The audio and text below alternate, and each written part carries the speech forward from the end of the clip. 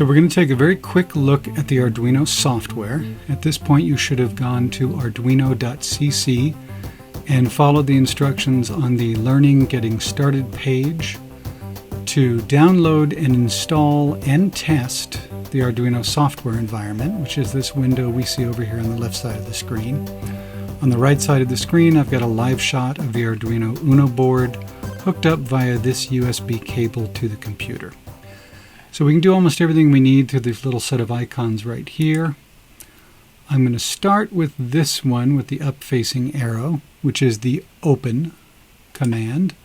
And I can either open a sketch or computer program that I've already written myself, or I can go down here to the library and pick something. Now the normal one they have you do is the blink sketch, which blinks this LED on and off on the Uno.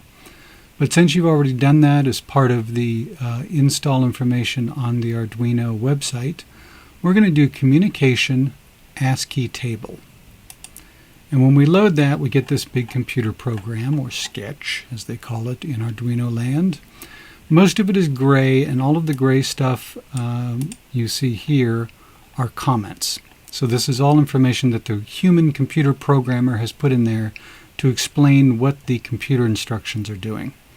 Notice that we have a lot of these serial dot something. So here's the serial dot begin, here's serial dot print line, here's serial dot write, serial dot print, serial dot print, all sorts of things happening to some sort of serial thing. And we'll learn more about what that is in a later video. So for now we want to take this pre-built sketch and we want to upload it via this USB cable to the Arduino. And we do that with this upload button right here.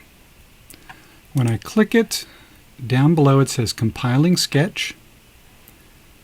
It tells me that the sketch is 2,752 bytes of 32,256 bytes maximum, and it is now done uploading. So it's 2.7K of the 32K we have available on this microcontroller chip. And that has all been transferred via USB and is now running on this chip. How do we know it's running? Well, we use this button over here to the right which says Serial Monitor. When I click it, it's going to pop open a window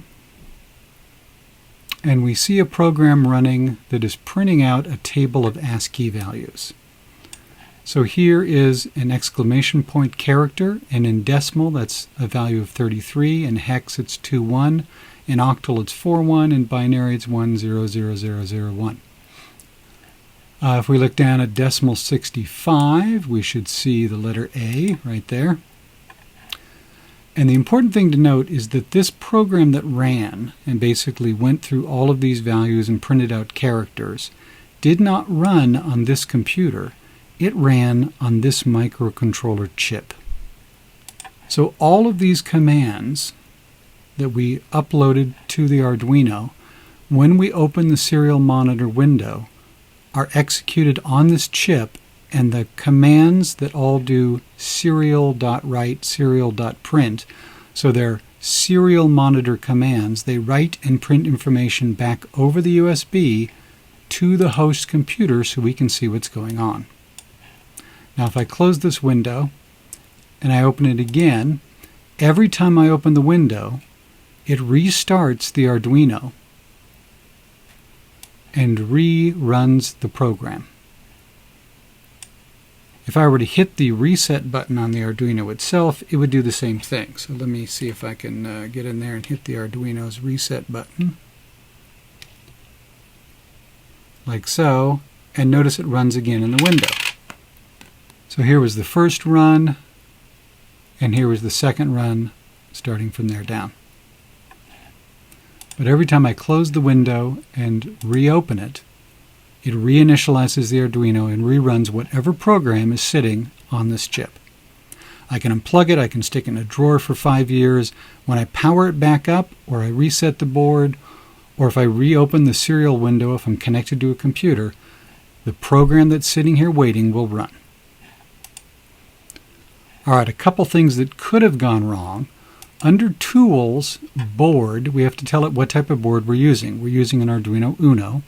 Let's say instead it had been set to Arduino 2009, which is a very similar board, but it has a different USB interface chip.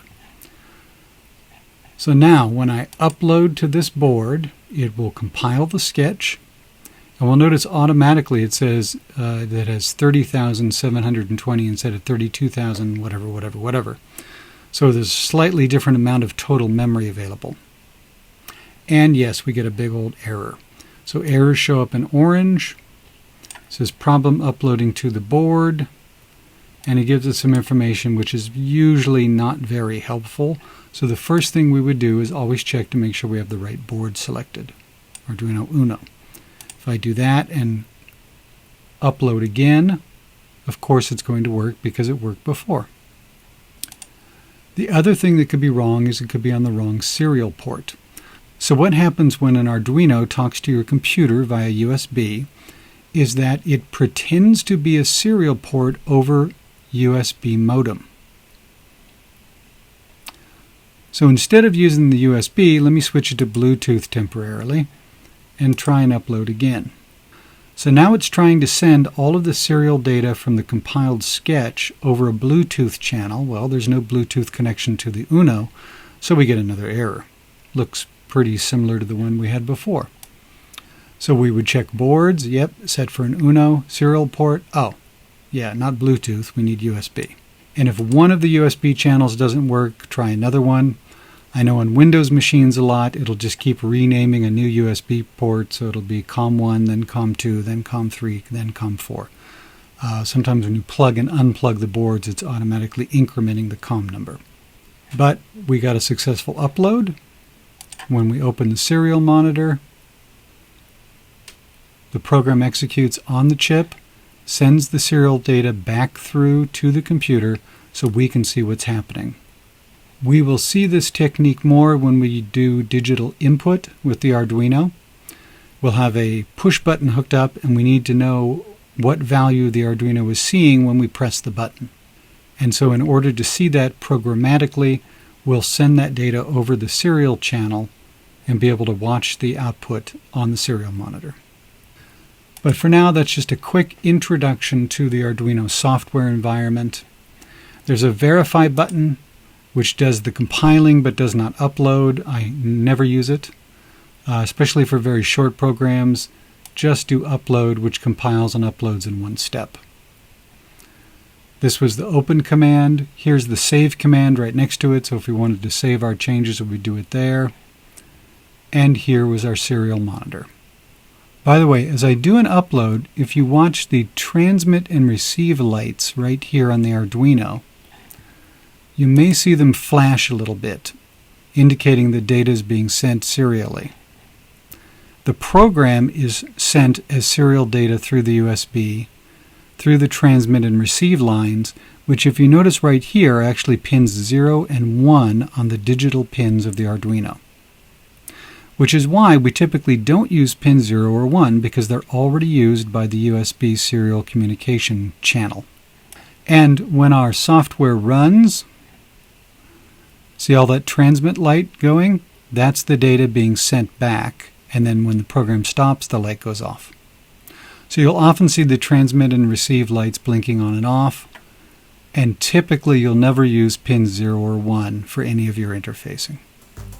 Just a little preview of things to come.